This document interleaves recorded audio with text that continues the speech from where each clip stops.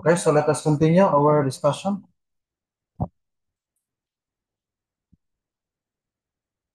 So let us proceed with the finding of ano yun? Decibels, deciles,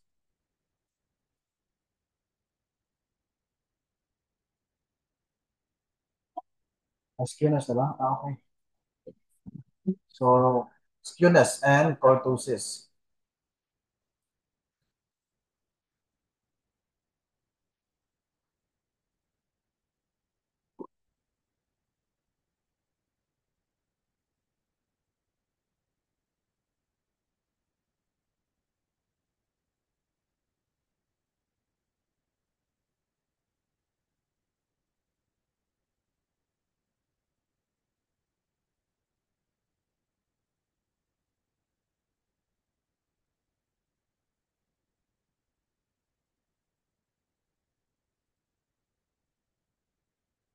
Okay, so skewness and cortosis.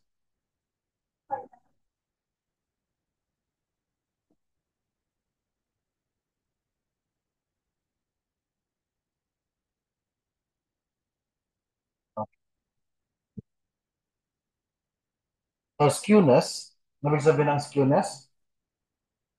That is the degree of asymmetry. Okay? Degree of asymmetry. Degree of asymmetry or tinatawag natin na departure from the symmetry. Okay. You try to see the figure. Meron tayong skewness diagram dyan. Okay. Sa skewness diagram,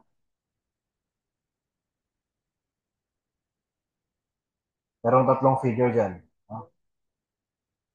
Okay, so that is,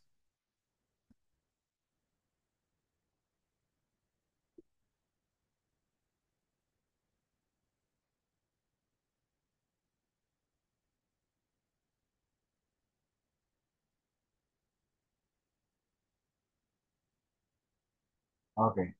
So, halimbawa, itong diagram na ito, this actually yung values natin ng measure of the central tendency, the MO. What is MO?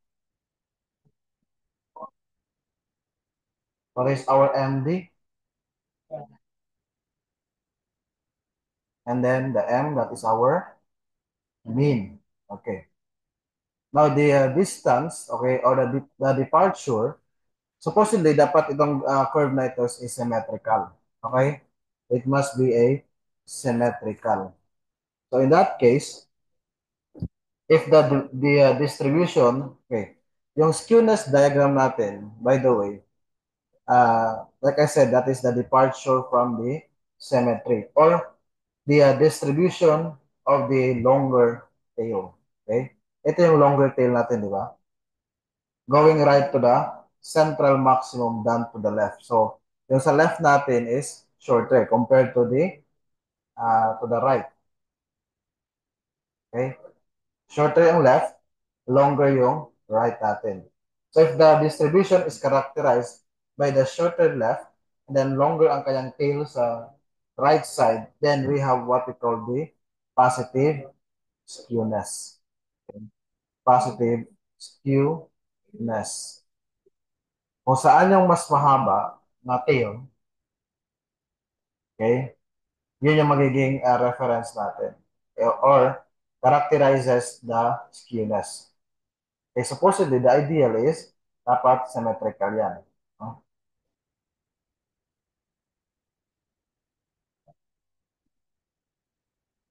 No. In this case, shorter ito, but at the right side is longer ang kanyang tail. So, meaning to say, the distribution of our data set is at the right side is longer. So therefore, we have the positive skewness. Okay? As you can see, ito yung mode natin, median, malayo yung mean. On the other side, pag nasa left side naman yung longer, ah, yes, that's negative. So magkabaliktaran lang sila. No?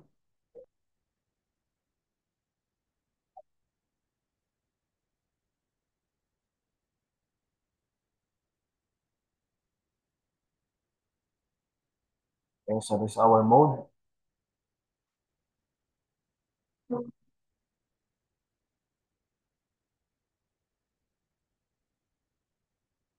Okay. Now, aside from the curve, the graph, no, you will know that also if with regards to the location ng ating mga measures of central tendency. If the mode is at this point, then the median is at this point, and then the mean is at this point. Ibig sabihin, nasa left side sila lahat. Then therefore, that is a negative skewness. Pag sa kabila naman, yung ating measures of central tendency, MO, MD, M, ibig sabihin, nasa right side. So, ibig sabihin, that is uh, positive skewness. Okay? Positive skewness. Now, if ever, ano naman?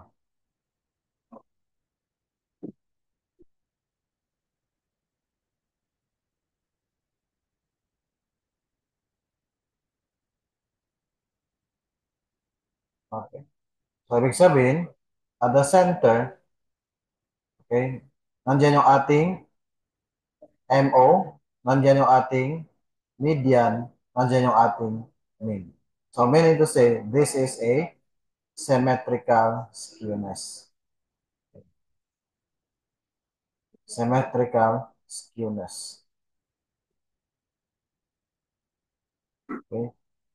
So, pag nag-coincide lahat ng values ng MO, MD, and the M. Okay. Let us try to go back on the yung na-solve natin last time, yung sa scores ng 50 students on the college algebra. Try natin i-determine yung skewness ng ano yun. Yung previous example natin. Curious lang din ako. Previous example. Ano yung mean niya? Mean niya is 30.04. What is the median? 28.35. What is the mode? 20 point, 24, sorry. 24.2097. Okay, let us try to analyze the measures of the central tendency. What is the skewness?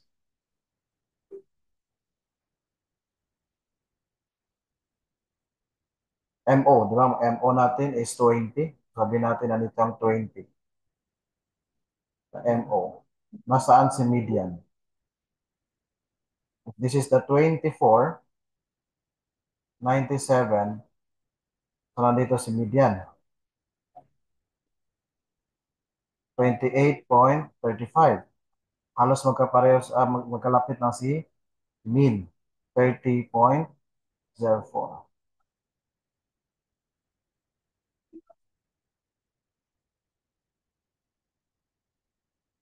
Okay, so this is positive skewness. Positive skewness.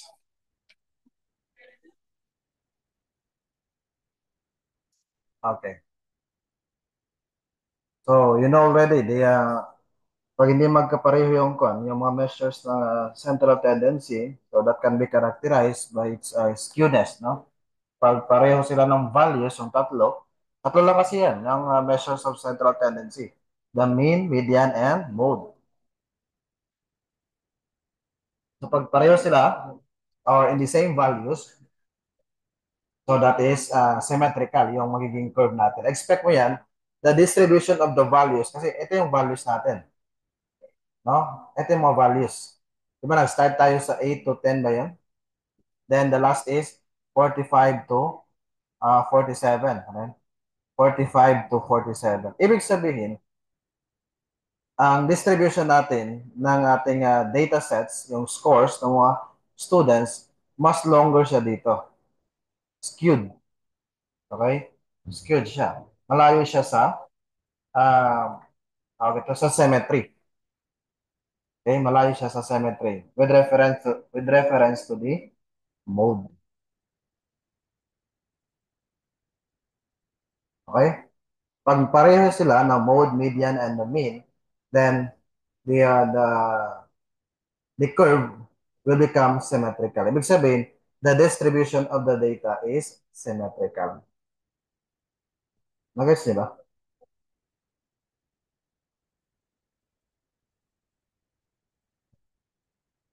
Okay. So, shall we proceed? Now, the measure of asymmetry is supplied by the difference mean and mode. And this can be made dimensionless by the division by measure of dispersion, and which leads to the skewness. Now, what is the skewness? That can be solved using the formula, the mean minus the mode. You divide that by the standard deviation. Okay, standard deviation.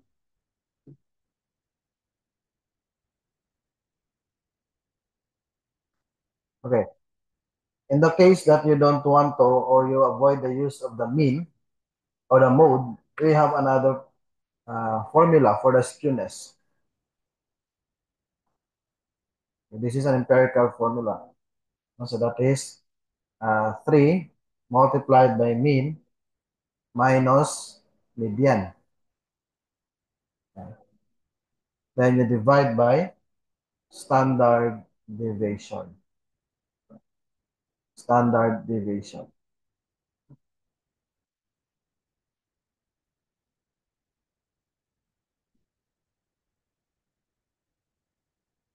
So, paano sinusolve ang standard deviation? Anong formula ng standard deviation? Ha?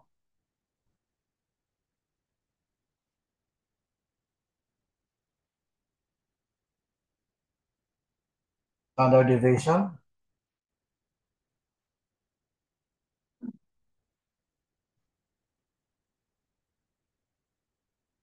That is equal to, diba yan yung kwan, yung sigma? That is the square root of summation of x sub I minus u or mu squared, you divide by n. Your mu is the average. Okay? Is the average. Yan yung mean. Yung x sub I, that represents the sample. Okay? That represents the sample. Your, the n, that is the size of the population. Okay, so yung mean naman and mode, so you can be able to solve the mean and mode. We have two formulas for the skewness, so it's either kung saan yung gagamitin nyo. If you don't want to use the mode, so we have the formula for mean and median. But the denominators is also the same. The standard deviation pa rin ang hinahanap. Yeah, the size of the population. But if the given is the size of the samples, then you can use the samples.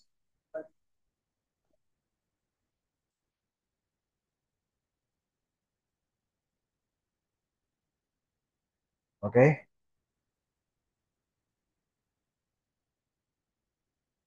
The skewness here is also called the coefficient of skewness. Yan yung ginamit niya, coefficient. So pag coefficient yan, wala siyang unit. Oh. There are also other formulas there in terms of the quartiles and then the percentiles. Okay. Itong formula na present natin dito is in terms of mean and mode. So other formulas natin is in terms of quartile coefficient. Okay? So quartile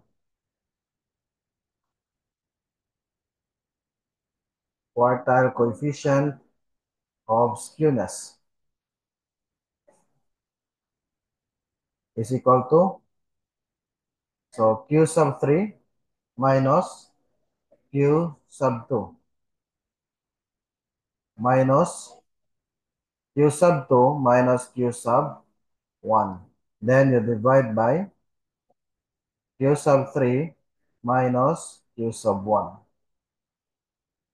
Okay? So, ibig sabihin, yung third quartile, no? Yung at 75%. Yung percentile naman,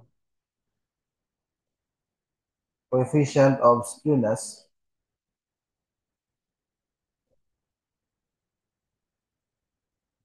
that is the P90 minus P50. And then, minus P50 minus P sub 10. Then you divide by P90 minus P sub 10. So, ibig sabihin, you have to determine the 90th percentile. You have to determine the 50th percentile and then the 10th percentile so that you can be able to determine the skewness. Okay, the skewness.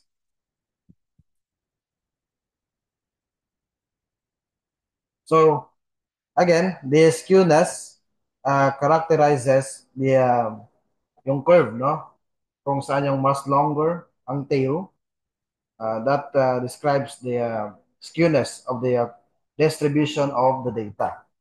Another one na characterization ng ating data is tinatawag natin na kurtosis. Okay? Kurtosis. Okay? So, kurtosis, that is the degree, no? Degree of, ayan, wickedness. Okay? Wickedness of the distribution. Okay? Ibig sabihin ng wickedness, yung kanyang tuktok, di ba? Uh, this one. Yung kanyang curve sa taas, no? Meron kasing pag masyadong mataas, then masyadong mababa, then ganyan, no? So, the distribution of the data, what does it indicate pag ganito? Pag masyadong mataas naman, very steep yung slope ng ating data. So, ibig sabihin, pag merong figure dyan sa diagram, kurtosis diagram, meron tayong tinatawag na leptokurtic. Yan. Leptokurtic. Ano sabi ng leptokurtic? Ibig sabihin, may prolongation sa taas. No? May prolongation sa taas. Ah,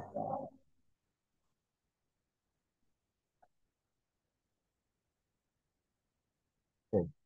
So, na-prolong dito na side sa taas, no? We call that as leptokurtic. Another one is yan, platykurtic. Ito na yung gasol.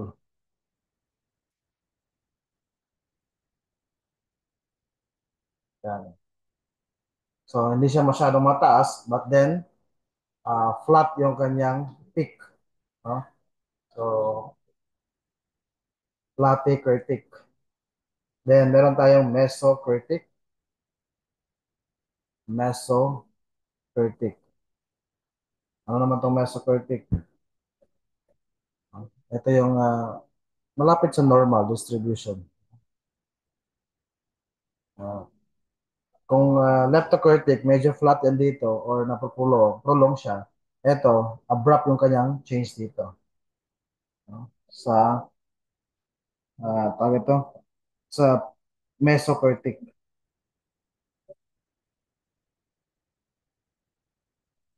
Abrupt yung kanyang yung change ng curve. So that is very thick. Ayan yung characteristics ng kurtosis. If you want to determine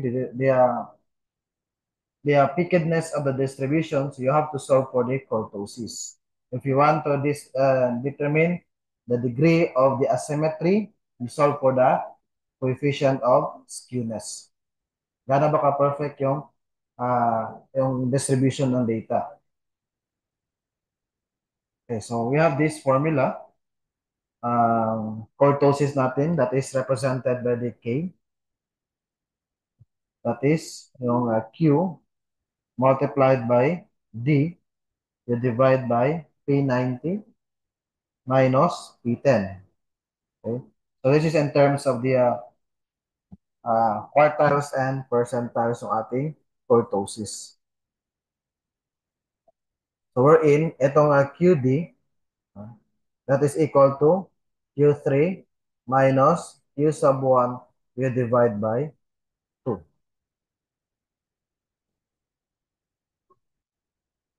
Okay? So QD, which is equal to Q3 minus Q1, is what we call as semi-interquartile range. Quartile range. Kasi naka-divide to siya. Pag wala siyang divide to, we call that as interquartile range. Okay? Interquartile range.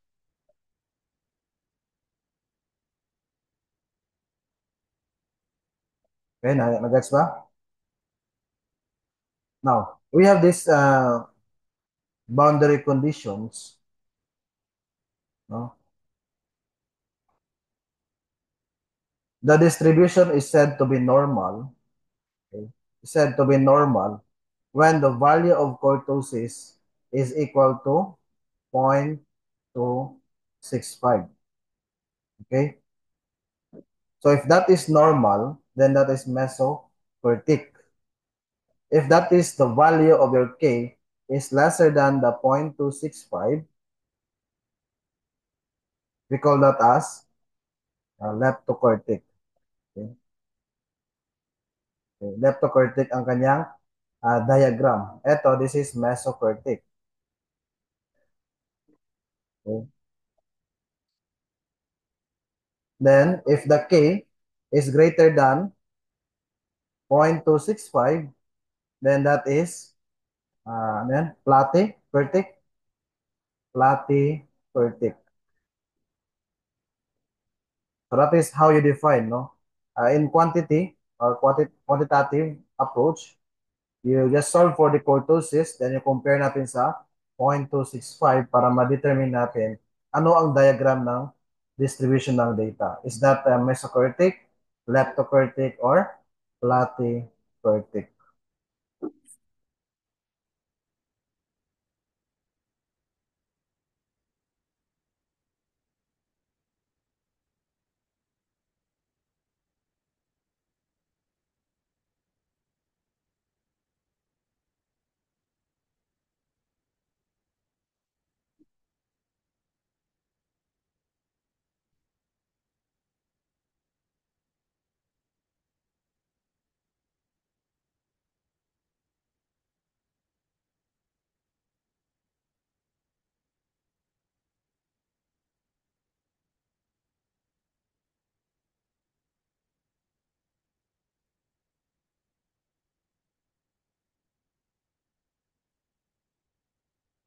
Okay, naintindihan ba?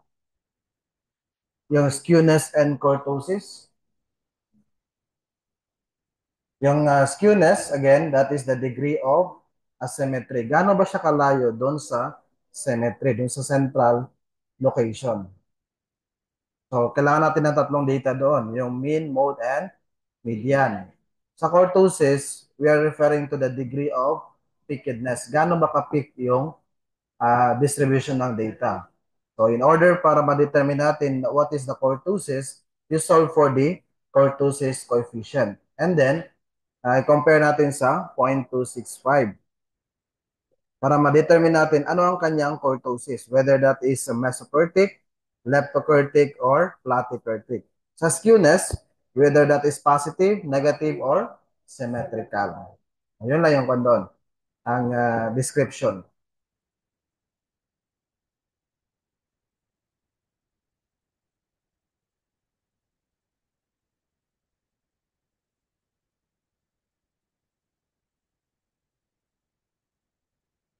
Okay, we have the sample problems there.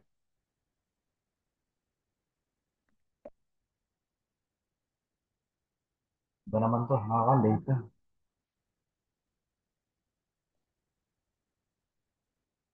Okay, so meron tayong sample problems. Ano pa ba?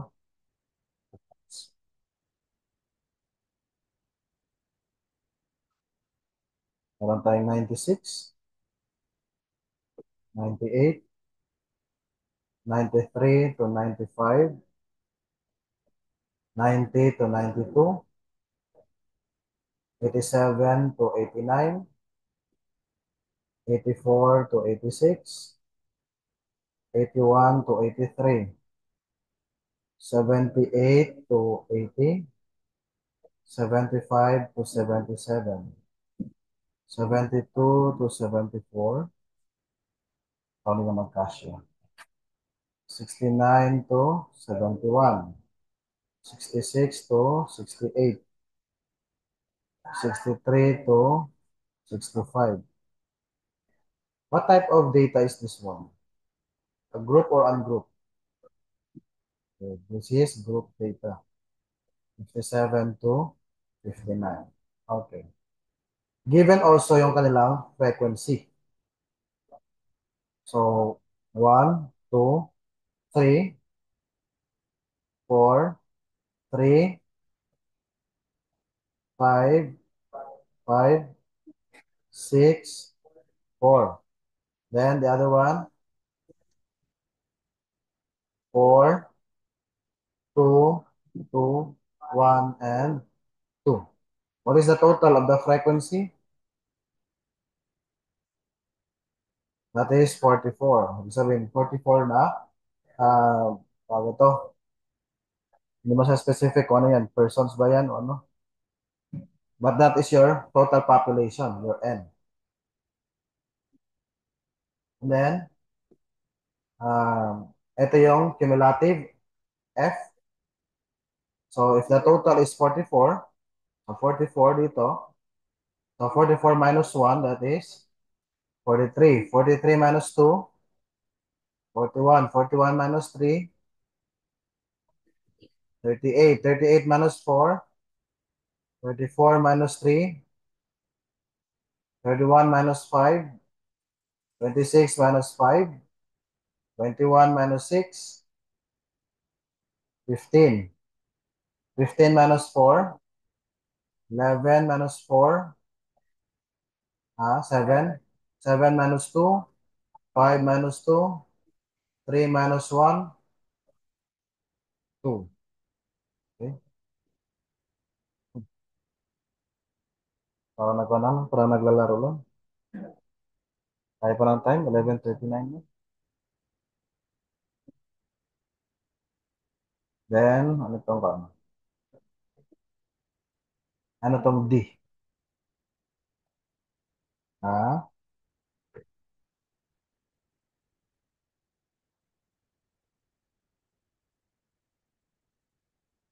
Galing yung D na yan. Bakit siya merong data ng D?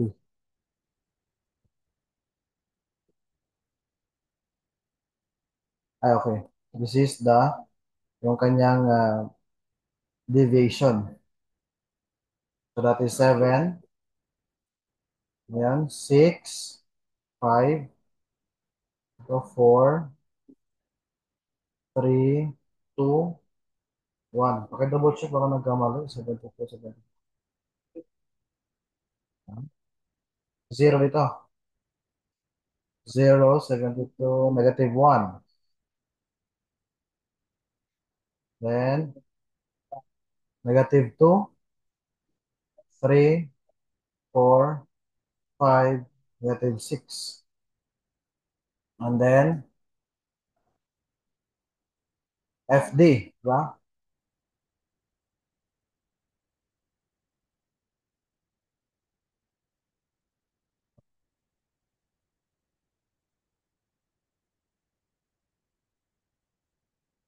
So that is the F and then the D. Multiply, diba? The frequency multiplied by the D. So that is 1 times 7, 7. 2 times 2, 6. Ano? 2 times 6, 12. Then, 15. Then, 16, 9, 10. 10, 5. Then, 0, negative 4. Then, negative 8, negative 6, negative 8, negative 5, and negative 12. So, summation of FD, ilan ang total niyan? That is 31. Ano pa? FD squared. Sabihin, the frequency multiplied by 7 squared. So that is 49. Then 2 times 12 squared. That is 72. Then 75, 64, 27, 20, 5, 0, 4. Tama? 4. Then 16, 18, 32, 25, and 72. So summation of FD squared is equal to 479. Total nyo lang yan sa taas, pati hanggang sa baba. Okay? So, assuming na nasolve na natin yung kanyang mga central tendency. So, we have now the value of the median. Ilan ang kanyang median? 78.1. Okay? Pwede nyo i-verify yan. I-solve nyo yung median. Then, the mean is 78.11. The mode is, ilan ang mode? 78.08.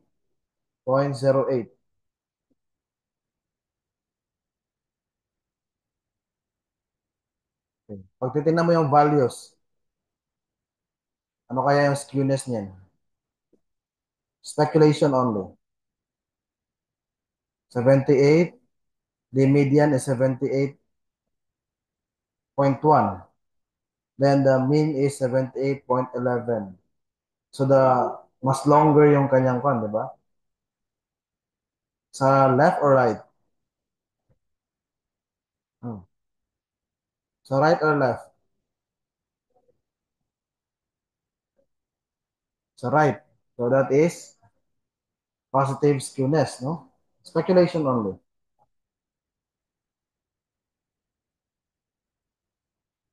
Then SD, standard deviation, 9.66. Ang quartile 1 is 71.5. Quartile 2 is 78.1. Quartile 3 is 85.5. The interquartile range, yung QD is 3.7.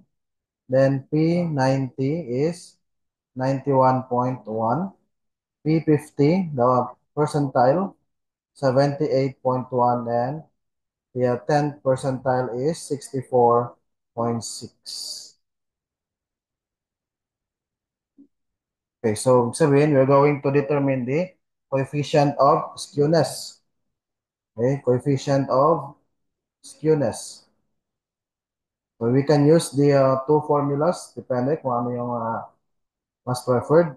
So mean minus the mode. We divide by the standard deviation, that is, ilan ang mean? 78.11. The mode is 78.08. Then you divide by the standard deviation of 9.66. Well, ayan. So what is the coefficient? 0.003.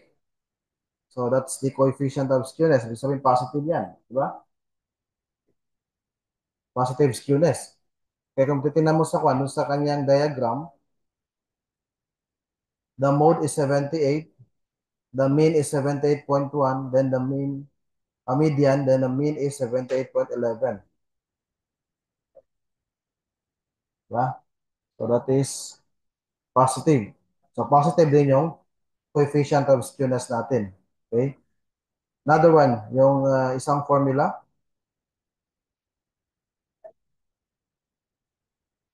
Ganyan, 3 times the median minus, mean minus the median. Then you divide by the standard deviation. So, ilan ang mean? 3 times 78.11 minus 78.10 ang median. Then you divide by 9.66. So, ilan yan? Still, that is positive 0.03. Pag nag-negative ang values natin, that is negative skewness.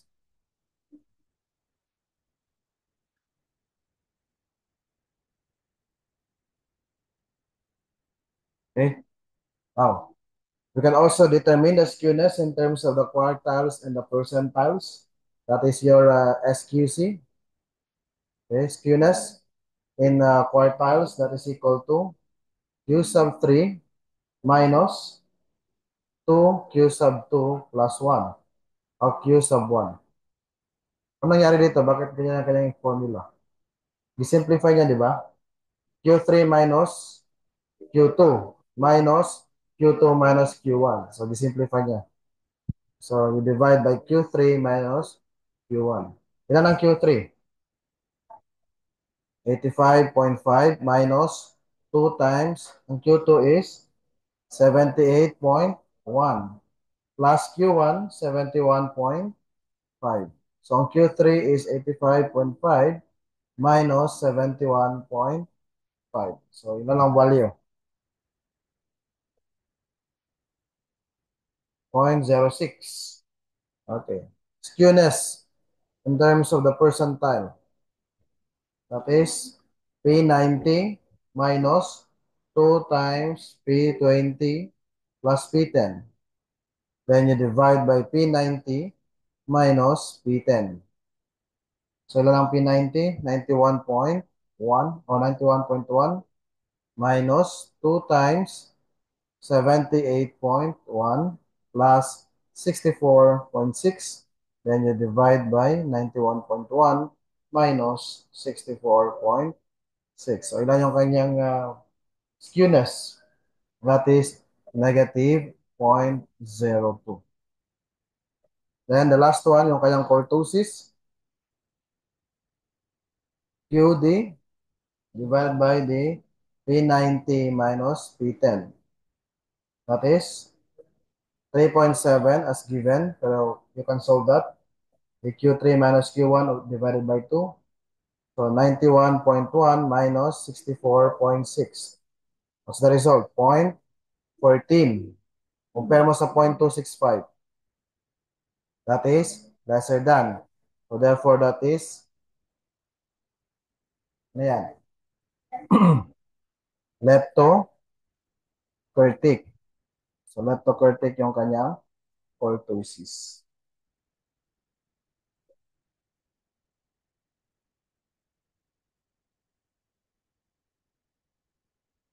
Okay, so that ends our chapter.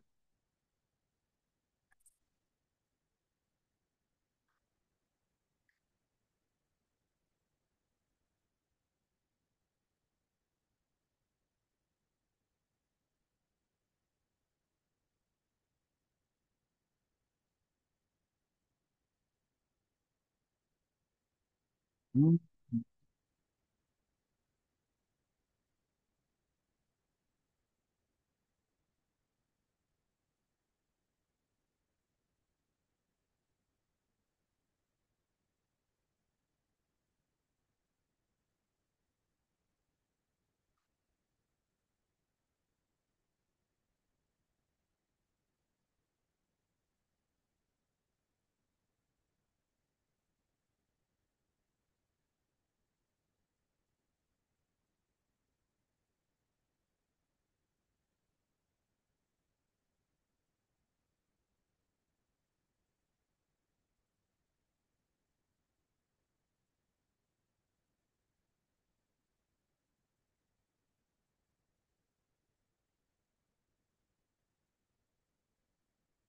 Solve the exercises from page 29 to 32.